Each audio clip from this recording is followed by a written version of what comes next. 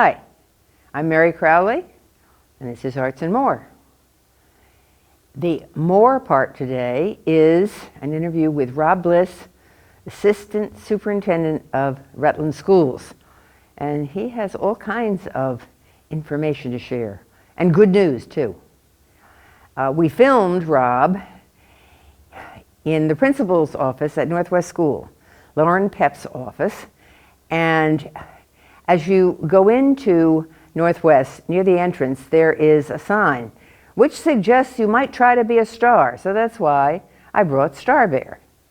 Goodbye, Star Bear. We don't need you now. Here's Rob. I'm here with Rob Bliss, Assistant Superintendent of the Rutland City Public Schools. That's 773-1900 or rbliss at rcpsvt.org. You can go online and find it if you didn't get it. But the phone number is easy, 773-1900. That's great. Welcome, Rob. Call by midnight tonight. No. Call anytime That's day or it. night. Leave a message. We're here to talk about the Rutland City Schools. And briefly, we want to talk about what's happening in the summer. Summertime's a hot time for kids. We have summer programming, Tapestry Epic, camps at Stafford Technical Center, down at the central office. We're always doing personnel work, getting people in line, prepping for the coming school year. It is a really busy time, and our maintenance department is just blazing, getting the buildings ready for the new year. And that's for anybody who thinks that nothing happens in the summer. Oh man, I want to tell you, it is a busy time of year in the administrivia. I bet it is. Oh yeah. All right, on to what I consider the meat of this interview. First of all, Rob, would you talk about the major improvement efforts that you foresee next year? Sure. So there's really three big topics to talk about here. Okay. One of them is the focus district-wide on redeveloping our positive behavior intervention and support systems. Okay. People call this positive PBIS. behavior Intervention and intervention and support. and support. Right. So it's okay. So it's more than one thing. Yeah.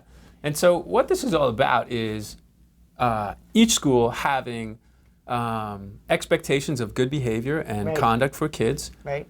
Everybody in the school being on the same page for what those expectations are and exactly how we're going to script and teach the kids in those expectations and support them when they might struggle to meet those.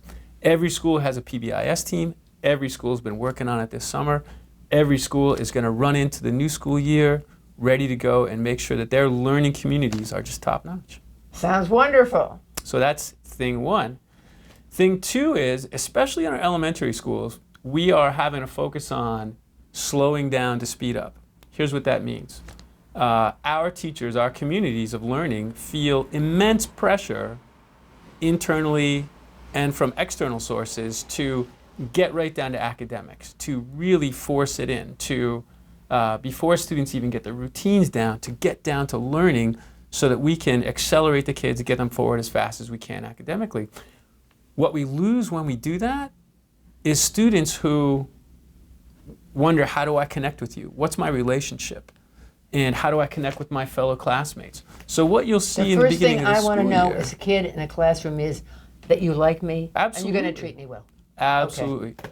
So in our schools, especially elementary schools, we are making sure we're focusing on developing classroom communities and getting this feeling of kindness, mutual respect, and safety that you talk about. I want to know you like me. I want to know you understand me before we jump into these academics that we do that are so important. And those are the things that'll get us in the newspaper for good or bad. Do you see that happening at every grade level?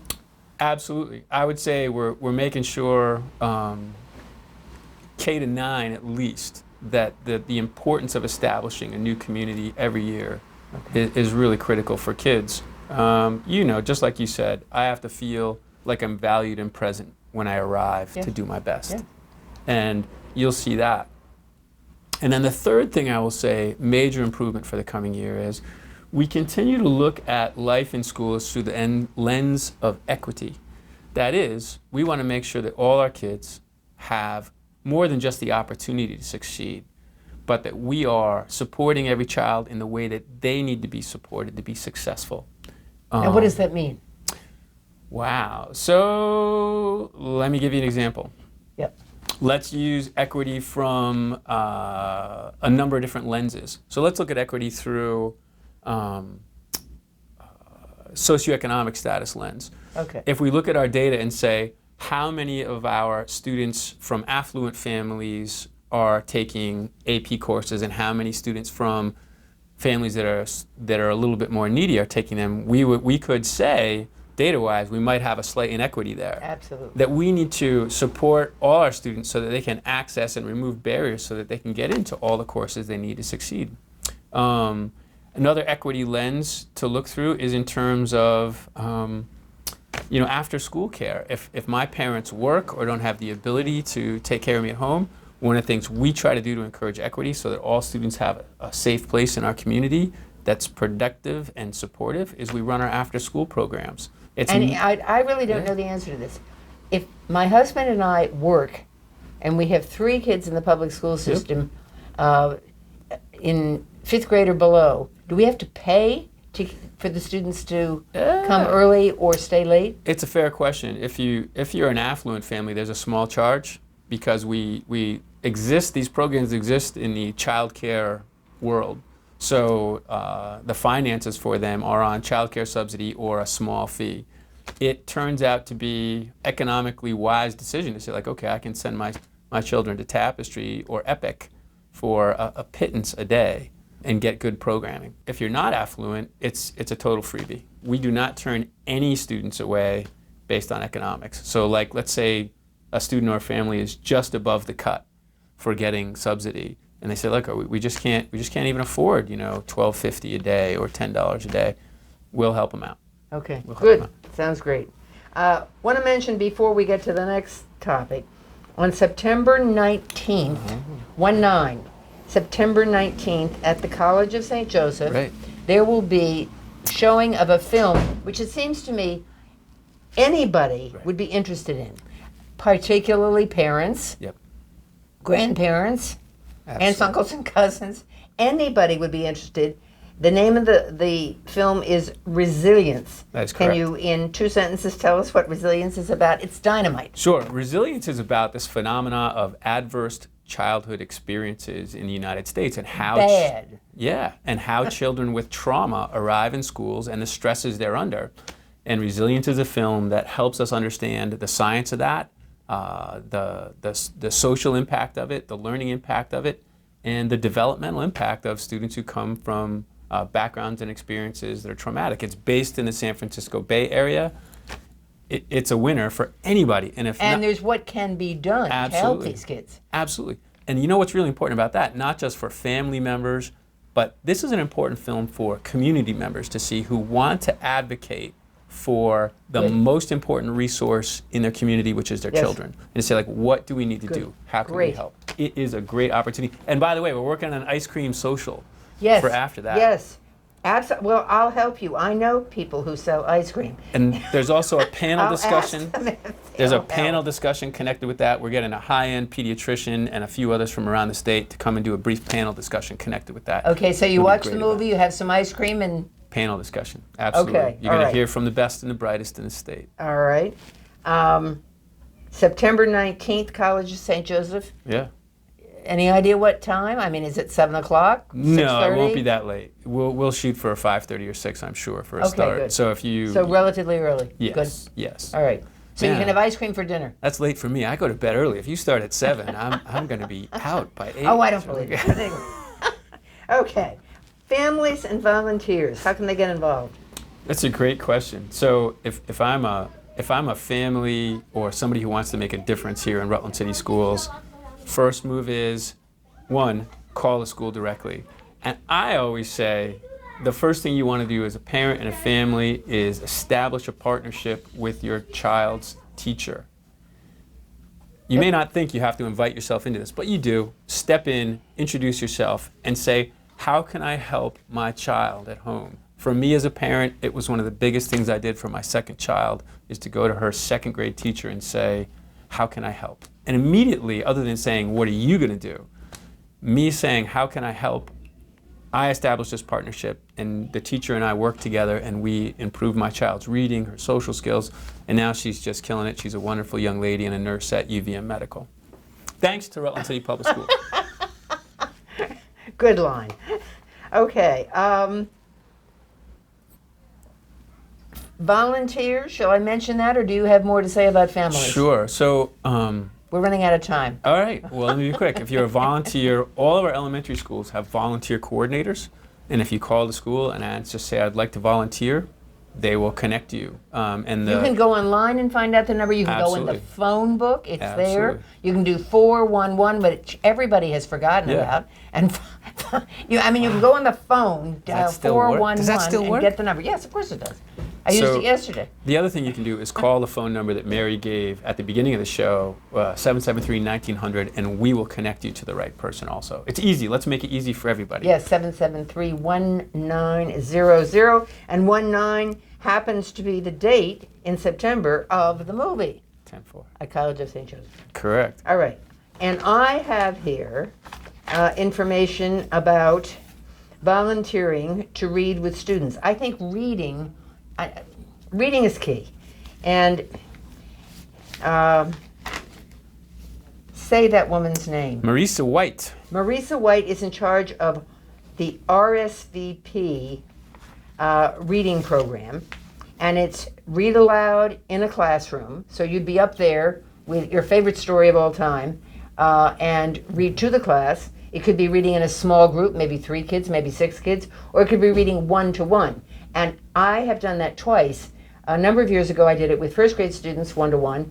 And then a couple of years ago, I did it with kindergarten students 1-to-1. And I found it very, very, very satisfying. It was wonderful. But if you would rather read to a classroom, you just work out a schedule with the teacher. And I can't think of anything easier. Right. I mean, if you can read, you can.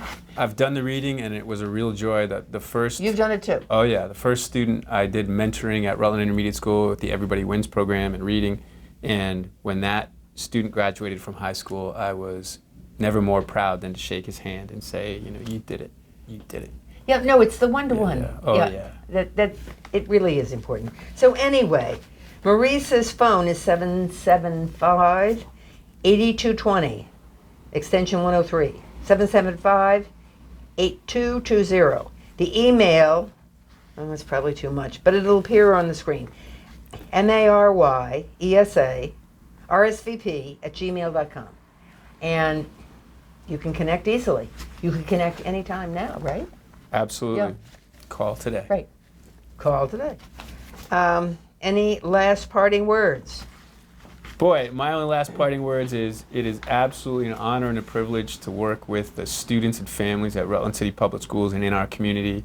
Rutland is a great community. Oh, I think it is too. I love it here. I don't want to go and anywhere else. It is just an honor. Not even during the cold, hard months. It's an honor to be here and serve the students and families and the community. Absolutely. No question about it. Thank you, Rob, for being on the show. You have shared so much information that people aren't getting anywhere else, I believe. Things that are coming up. Things that the school system is doing to improve everything. Next, we have Jon Marro, who is the artist who did Peanut Butter and Jelly right here. And this happens to be mine right now. I dearly love it. Jon is an artist. He practices his art in California, and he loves what he does. You'll find out. Just by the way, it's August, and I brought this in. I did this, the flowers of August. They're everywhere. In July and August, this area is filled with flowers. Anyway, on to Jon Marro.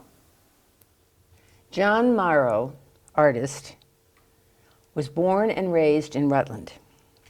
He went to art school, the Maryland Institute College of Art in Baltimore. He has been working as an artist and a freelance graphic designer for 15 years. And he has released his first book, and it has to do with following your creativity. Welcome. I'm so glad you're here. Thank you. John, why don't you start out just briefly talking about when you started to be interested in working in art, and then how your life unfolded. Wonderful. Well, you had me. You were my elementary school art school teacher. I still remember your rainbow smock vividly. Yes, that's what everybody remembers. So I remember that, and I remember when you married Art and how ironically beautiful that was. Yes, it is. And yeah, I think I realized I was an artist when my parents took me aside. They had Mrs. Fusco was her name. Mm-hmm. She actually took Yes. them aside and said, "I think we have an artist on our hands because." Did she really? Yeah, she Kindergarten teacher. said. First grade. First grade. Okay, no, First that's grade. right. Yeah. And she told them that most kids at this age are drawing stick figures, and he's rendering facial expressions and embroidery on clothes. So he's got attention to detail. And Okay. so I really, art was a way, and it's always been for me, as a way to activate my imagination, and as a way, as I grew older, to heal things when my parents got divorced, or if I've gone through a breakup, or something big in the world is going Yes. on.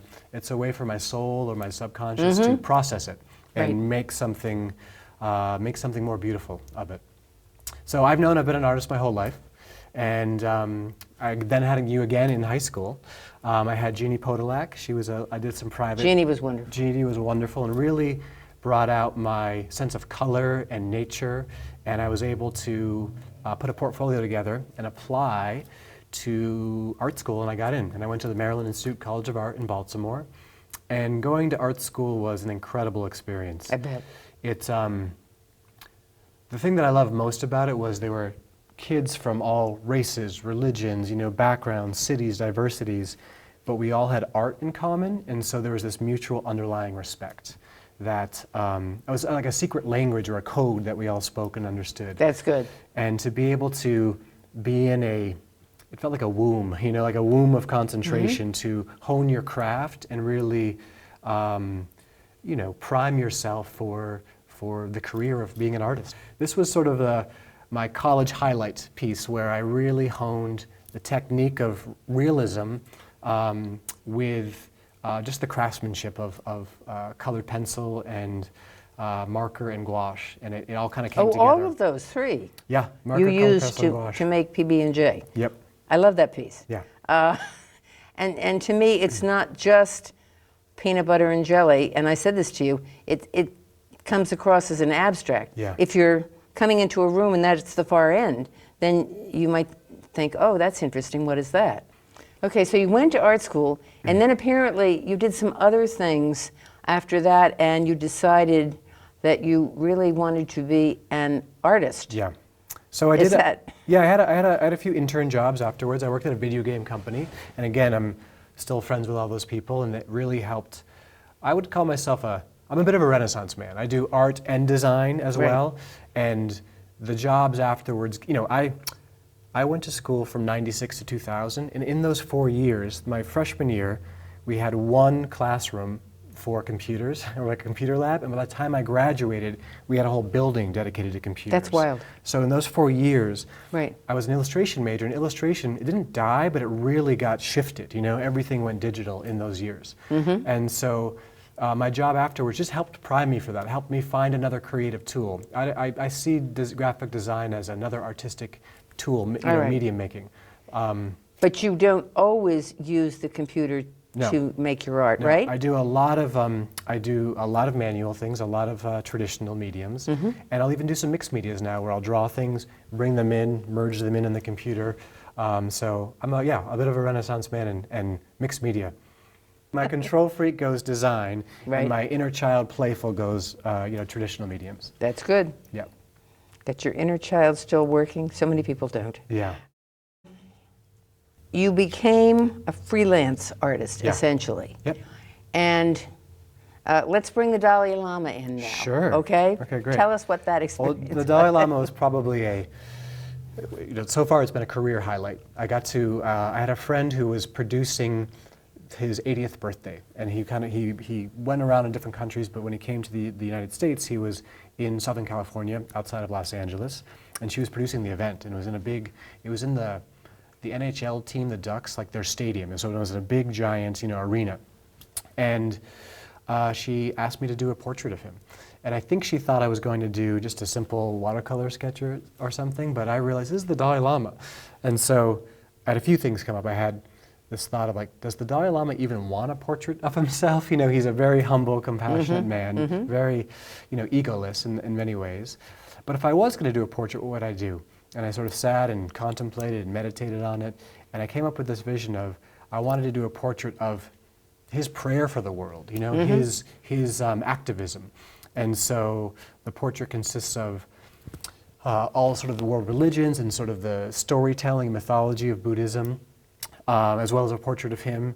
And it's a real narrative. And I got to give it to him. I got to hand it to him. And it was such a wonderful experience because he really embodies compassion and kindness. And he would describe himself as a Buddhist, but he's not trying to sway people into Buddhism. He's like saying, this is what I found works, and kindness and compassion works, and that's what I'm promoting, And Buddhism is simply a structure or a vessel for those messages to come through. And I met him for, it was really probably less than 10 seconds, but he gives you his everything. He was fully there and fully present, and he's a little boy and a grandfather and a Buddha all mixed in one. He was fully there. That's good. He was fully there. If we could be fully there every second for anybody who we're with, what a wonderful world. Yeah, it left a impression on me for sure. I'm sure. Yeah. All right, now you have created a book. I have. Want to talk about your book? I would love to. Okay, so this is a book called The Keepers of Colors, and the book it's probably similar to The Artist's Way, I would say, the closest, which a lot of other artists do know. It's a workbook and journaling book that guides you into your own inner world, where your imagination and creativity flourish. And there's this little character whose name is Color, and he basically says to you in the very beginning, he says, right here you meet him. He says, "Hi, I'm Color. You may not remember me, but I've known you your whole life. You see, I live inside of you. You could say I'm a pigment of your imagination." Very good. And then he says, I made a terrible mistake. I made a huge mistake. You promise you won't be mad? Okay, here goes. I lost your dream, your vision, your calling, your mission in life, which you knew somehow, some way you were supposed to be doing. I was supposed to be watching over, but I got caught up in the busyness and the drama of your life, and when I looked back up, it was gone. The good news is, it's still inside of you. All we have to do is go looking for it. And that's the prompt where he guides you through finding it, and you meet all of these... Now, is this a book with assignments in it or suggestions Completely. for... Okay. It has all these exercises, and there's coloring pages, Right. and you meet what I'm calling the keepers, which are characters, archetypal allies that help you find things. So this is Is it a bit of a story? It's a myth in a workbook and a journaling prompt all in one. Okay. So here's all these exercises, right? So there's All right. prompts. Well, I did activities. The Artist's Way once with a friend, and then I taught it with another artist at the Chaffee. Yeah. And so I know what you mean, exploring who you are and trying to find out what your path is. Exactly. And so this is a guide to do that. Yes. The book is both But a completely different format completely different format. from The Artist's Way, which is words. Which is mostly words and all black and white. And I wanted to do it in color because Right. I've always loved color. So there's journaling, there's prompts for journaling exercises as well as creative ones. There's a turtle here, and this is a beautiful little shell that you have to do. And so yeah, it really guides you through different aspects of the journey and places where you have to bump up against your own doubts and obstacles and shadowy self. But then brings The you dark side. the dark side. As Wars, George Lucas of yeah. Star Wars would have said. Or any hero's journey. It's Okay, it's called, exactly. It's called A Creative Hero's Journey into the Okay. World Within by Jon Marro, written and illustrated with you.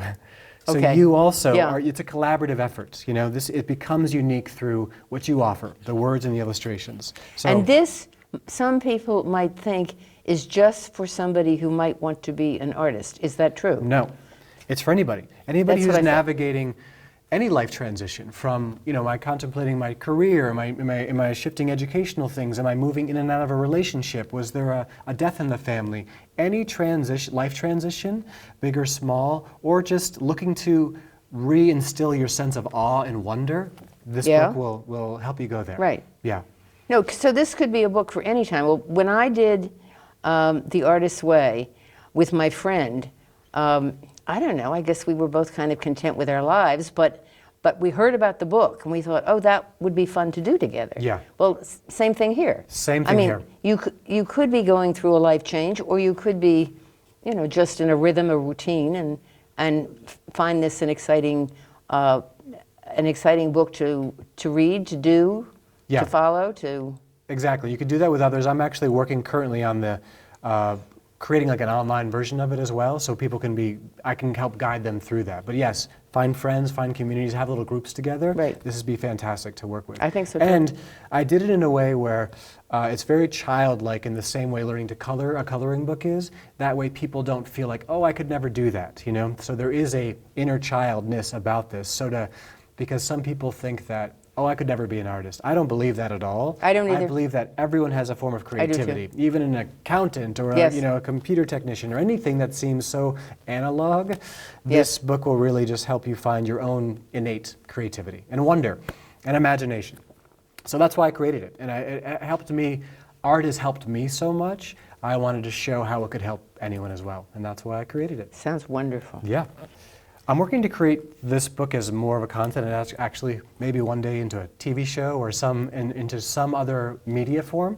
But I just wrote, and now I'm illustrating 2 children's books. Children have really been calling to me simply because I know they're the ones going to be inheriting the future. See, I just had a little shiver when you said that, because I think children's books are so important. Yeah. And I have a collection of children's books because of the fact that there are yard sales and garage sales and all that kind of thing. Yeah. And Rutland Free Library has sale. Yeah. And I just have this enormous collection just because I love children's books. Yeah. And the illustrations in the children's books can spark in you feelings, ideas that you don't get if you're reading a novel for grown-ups, let's say. Exactly.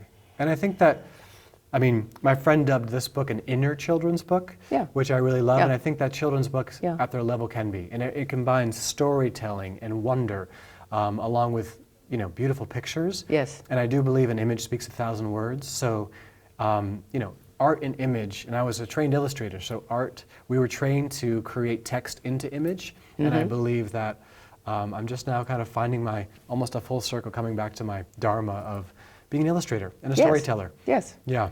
Okay. Is there anything else you want to add? Let's see. Growing up in Vermont, really instilled a few things in me. One was nature, the importance of nature. Right. And I always was playing in lakes and rivers and finding little creatures and frogs and toads. And that really instilled a sense of universality with me and the earth. And then also, And that's perfect for this time of year. Perfect Because for if this you get time of year. outside, you're going to discover Yes, some and- little creatures or something. look to nature. Yeah, That's what I say. that's it. Say look to nature, and I think I'll always be, no matter how digital I go or no matter how commercial I go, I'll always have an inner folk artist in me. Because of the Chaffee and because of places of the local arts. What was the art in the park? All of those things really just showed me that people are always needing to the inside always wants out, and people are looking for ways to make that happen. And so I hope that I can, through my own art and creativity, can inspire others to do so. I think you're doing so. You're doing so with this for sure. Thank you. Thank you, John, for being here. Pleasure. John, thank you for sharing your story. I love the fact that in first grade, Mrs. Fusco told your parents, I think we have an artist, because you were far ahead of the other children in terms of your drawing. I also liked the rest of your story as well. Thank you. So that's it, folks. Rob for the schools, John for art, and that's why I called this show Arts and More, because I wanted to be able to have people on who had something of interest to say to the community. And so Bliss was the one today. However, we had Jon Marro, artist, on as well. May you have a good summer. Thank you for watching.